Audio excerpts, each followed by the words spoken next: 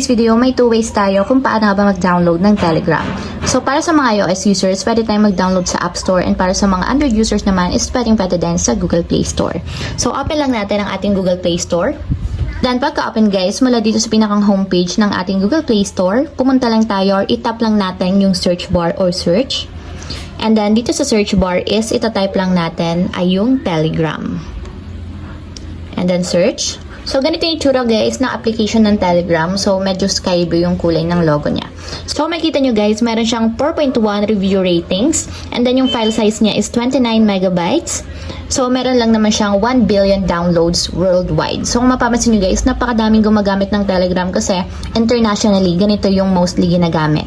So, para ma-install sa ating mobile device guys, tap lang natin yung install and wait natin hanggang sa matapos ma-download. So, ayan guys, after ma-install or ma-download sa ating mobile device, tap lang natin yung open para directly mapunta tayo sa pinakang application. And nga pala guys, kung wala pa kayong account sa Telegram, meron na akong ilalagay na link sa description box and nakalagay doon kung paano nga ba gumawa, mag-sign up or mag-register ng account dito sa Telegram. So,